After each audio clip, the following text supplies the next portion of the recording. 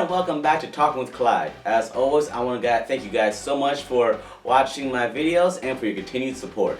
Today, I will talk about part 4, the final part of my series, Kids Are Kids series, where I talk about teenagers with usually most 2 advanced levels, and these kids were on the ages about 13 to 16, and the 2 levels we taught were Trailblazers, and the most advanced level we taught at the school was called Frontrunners, where if they made it to this level, they should be able to go to an English-speaking country and be just fine. But like with everything, that was not always the case. One big thing between teaching teenagers and all the kids from the previous videos or my other levels is with teenagers, there was really very little training for teenagers. We got a lot of training from ages 3 to 12. We got a lot of advice. But when kids became teenagers, when kids got to Trailblazers and Frontrunners, the training was very limited, and a lot of times I would have to get advice from other teachers that have taught it before, but they really never had any definitive answers for me. And that is because the teenager levels, there was really no actual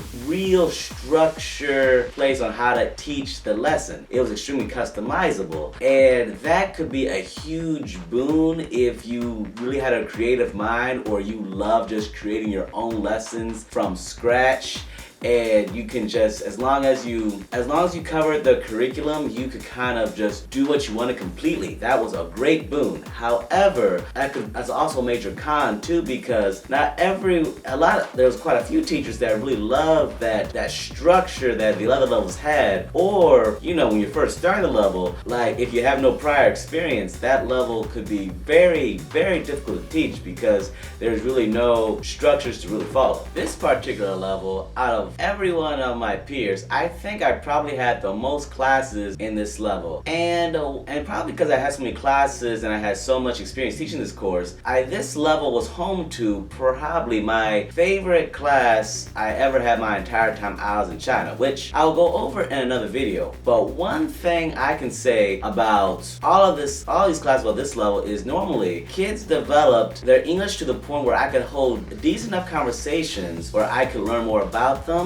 and we could form like a stronger student and teacher relationship. I learned more about Chinese culture and how things are done in Chinese schools, and I could also tell them how things were in American schools and how things are done in America, and we could like exchange cultural information with each other. And another fun thing is, while I was teaching them English, they would also teach me some Chinese phrases, and when I was learning Chinese, they'd help me develop my Chinese language. I wish I could say all my teenagers were just such a joy to teach, but you know, that's not how it goes. Because you know, some kids I had were just passed along and were not ready for that level, so eventually they had to drop out. I had other kids who were so used to doing what they wanted, or others who just did not take English seriously at all, and that made it much harder for me to maintain or do classroom management. And unlike kids where you could use like stickers and other ways to manage the class, that does not work with teenagers, because by that age,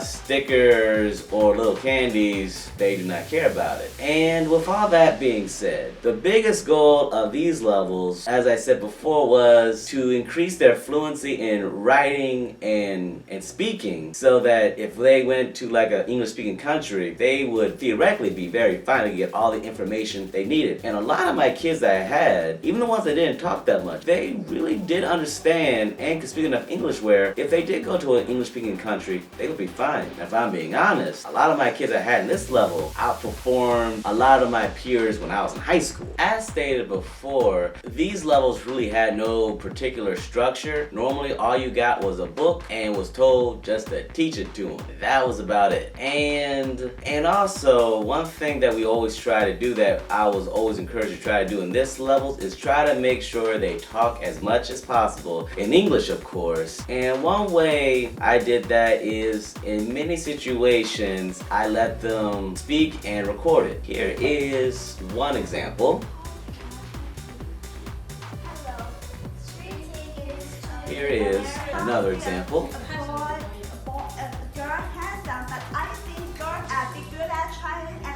Here is another example.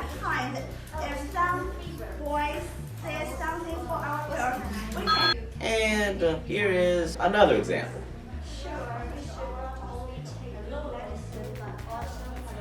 Now keep in mind, I always try to encourage them to try to speak or say or do their skit or their monologues with no script. However, sometimes we just did not have enough time in class so to memorize it. So I let them read it. But one thing we could always also tell parents is that what they're reading from, they create their own scripts, they create their own lines, and they're practicing creative writing, and they practice their English, create what they made. So it was a great thing to be able to tell parents so that they could both create their own lines in English, and they can carry a good conversation in English. And for me, this level may be probably the proudest out of all the levels. But one scary thing I have seen is if like a kid ever fell behind in this level, normally it was very, very difficult for them to catch up. Also, one thing that led to my success in teaching teenagers is, for me, I was very silly, or I incorporate a lot of personality in all my classes, and I found that's one thing that a lot of my peers went wrong, or why they didn't really enjoy these levels much as I did, because they would just kind of teach the kids and that's it. Well, for me, I gained a lot of results from taking interest in the kids' lives,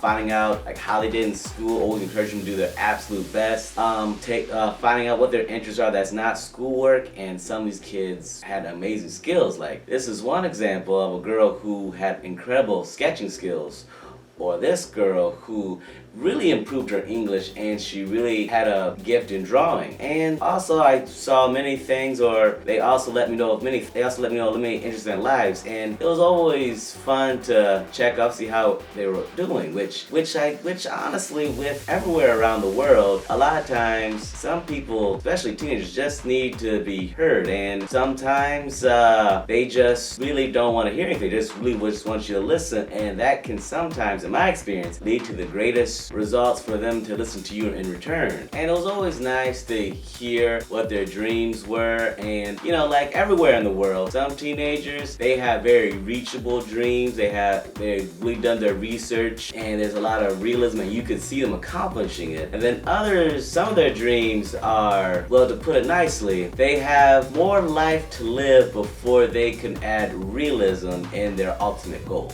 Thank you so much for watching Talking with Clyde. This video has been about my experience of teaching teenagers, and this also includes my Kids Are Kids series. And my next video will be about classroom management and my worst classes, and I hope you stay tuned for that. And I hope this series has showed you that even though Chinese and American culture is different and their education is different, kids are kids no matter what the country. They can be very silly, they know everything about nothing, they are learning about life little by little by the experiences they gain every day, and they can be a joy to teach, and at times they are not a joy to teach. And I really hope that you really can see that no matter what the country, kids are just kids. Once again, thank you so much for watching Talk with Clyde. Please like, comment, and subscribe. Please message me or check me out on my other social media platforms. I hope you have a terrific day. I'll see you next time. Bye-bye.